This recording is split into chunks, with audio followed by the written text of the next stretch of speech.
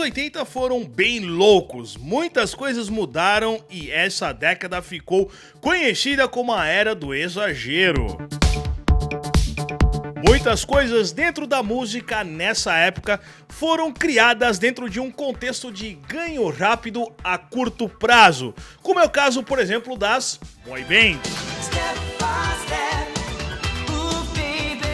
E como tudo era muito visual e imediatista, vários desses artistas tinham o visual, o corpinho bonitinho, mas não tinham o talento. Já outros eram o contrário. Tinham o talento, mas não tinha a beleza e o visual. Então contratos fraudulentos foram forjados, shows com playback foram vendidos e no final quem se lascou nessa história toda foi o público iludido. Se preparem, porque no Faixa Pop de hoje nós vamos falar das 5 maiores farsas da música dos anos 80 e 90.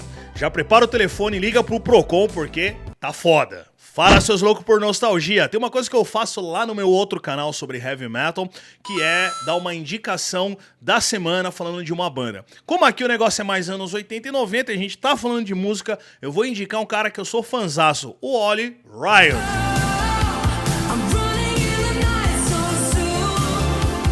Mr. Ollie canta pra cacete, eu sou muito fã das coisas que ele faz e já até falei dele nesse meu outro canal e eu indico fortemente se você gosta de New Wave porque é uma total retomada do estilo. Ouve um pouco mais.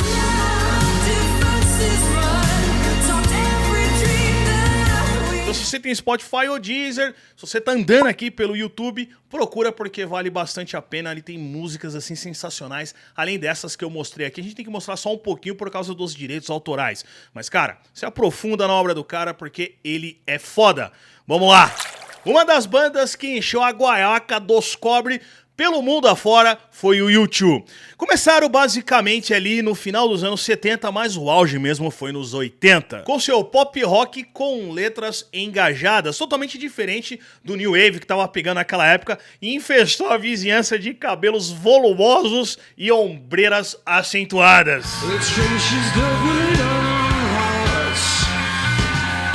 A banda atravessou muito bem, obrigado, a década de 80, 90 e até o começo dos 2000, lançando discos, fazendo shows estrombados de gente e o Bono se tornando uma espécie de messias remanescente do pop rock oitentista.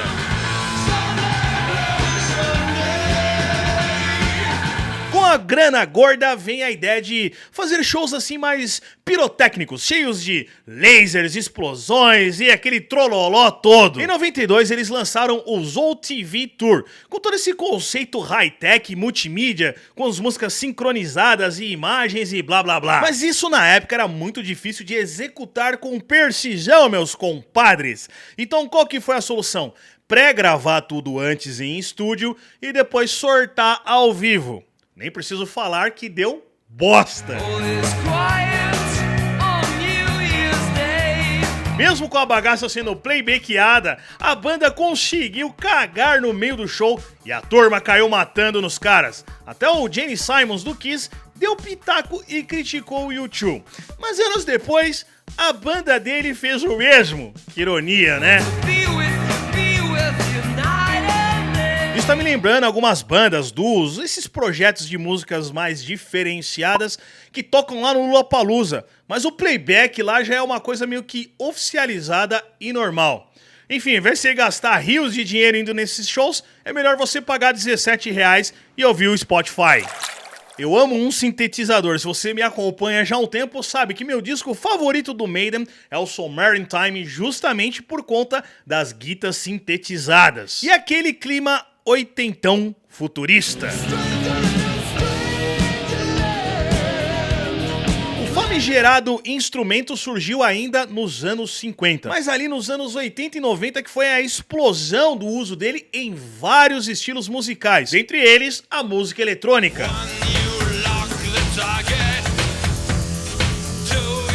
Com o avanço da música eletrônica e o estilo caindo no agrado do grande público, algumas coisinhas começaram a surgir através da indústria cultural, que via em estilos como o IBM, o techno e outros mais, uma forma bem significativa de juntar uns trocados. E daí apareceu o Eurodance e o Technotronic.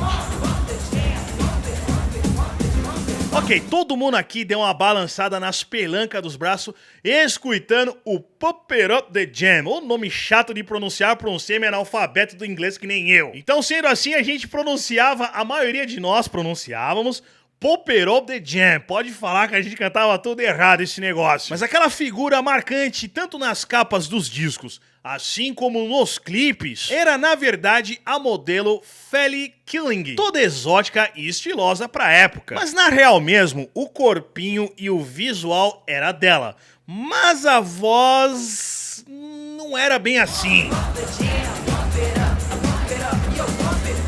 A música explodiu de forma brutal nos rolês da época, mas a dona da voz era Kid K, que na época era menor e assinou um contrato ilegal. Quando os membros do projeto foram ver, a gravadora já tinha metido a Feli para, entre aspas, cantar e fazer a imagem do grupo.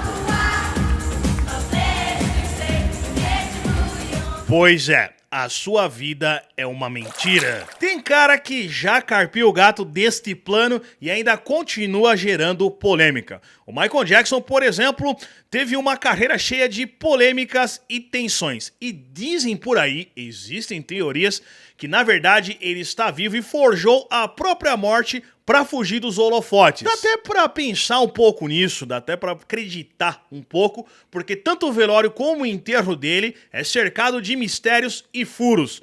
Mas e na opinião de vocês, o homem tá vivo ou não? Bom, até que se prove o contrário, o homem partiu desta e já era. Mas além de dívidas e o seu legado na música pop, ele também deixou alguns retalhos e restos de músicas mal gravadas em estúdio, o que originou um disco póstumo chamado Michael, de 2010. É um disco com coisas inéditas e não terminadas, como eu disse. E aí, quando os caras sortaram a bolachinha, a família caiu matando. O pico do negócio foi quando descobriram que, na verdade, algumas das músicas desse disco não eram cantadas pelo Michael, mas sim por outro cara. A primeira denúncia veio da filha dele, Paris, que numa conversa informal entre amigos que acabou vazando, soltou a fraude e afirmou que o falecido pai não cantava nenhuma daquelas músicas, e sim, Jason Malak é que tava no front do negócio.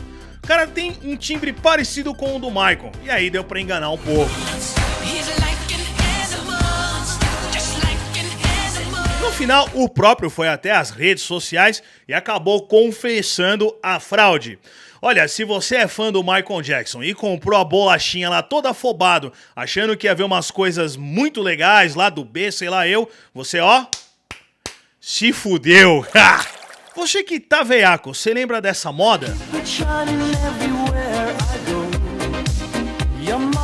É certeza que você arrepiou até os pelos das orelhas que já se instalaram nos seus órgãos auditivos e marejou os olhos lembrando lá dos tempos de Dante. Mas o Modern Talking também te enganou.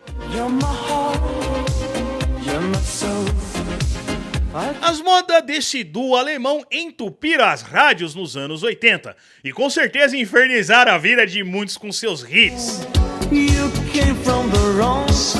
Mas em 2001, a dupla estava em uma entrevista e revelou ao mundo, todos esses anos depois, e depois de 120 milhões de discos vendidos ao redor do mundo, que eles não entonaram uma sílaba nas músicas. Na verdade, eles eram uns rostinhos bonitinhos sem voz, quando na verdade quem cantavam eram três caras. O nome dos cidadãos, Rolf Kohler, Detlef Wiedeck e Michael Skoll. Eles ficavam de pano de fundo enquanto a dupla enchia os bolsos dos cobre e ganhava a fama. Depois da polêmica, eles até tentaram emplacar uma carreira como um trio, mas não preciso nem falar que flopou. O nome do fracasso do trio, Systems in Blue.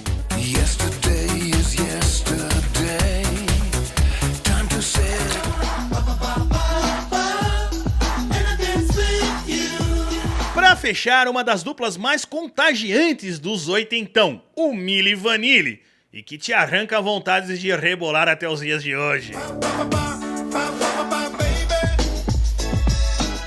Esses caras são a prova definitiva de que música ruim, depois de alguns anos, podem se tornar clássicos absolutos. É aquela coisa, o troço é tão ruim, mas tão ruim, que faz a volta na terra e acaba se tornando bom.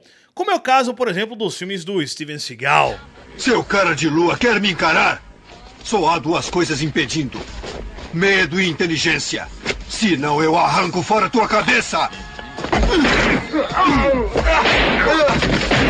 Vamos aos fatos. A dupla Phoebe Morton e Robbie Pilatus eram dois dançarinos com um visual exótico.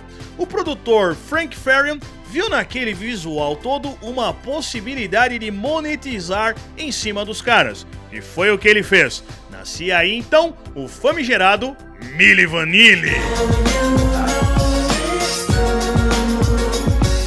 Lembra que eu falei lá no começo que quase tudo nos anos 80 e 90 era bem visual? Pois é, esse foi o caso da dupla. Eles tinham o visual e a beleza, mas não cantavam. E aí o bicho começou a pegar num fail histórico dos caras ao vivo, em que o playback de um show deu pau. E aí, meu filho, foi tudo ladeira abaixo. Julie Brown, who used to work for MTV. E na sequência veio a denúncia de que, na verdade, as vozes ali das músicas era de um tal de Charlie Shaw, que saiu metendo a boca pelos quatro cantos da mídia na época, e chamando a dupla de charlatões. Não preciso nem te dizer que foi tudo por água abaixo e os caras se lascaram. Eles até gravaram um disco cantando de fato, mas eles queimaram tanto o filme que ninguém ligou pro disco. Rob não aguentou a barra, se afundou nas drogas e morreu de overdose em 98.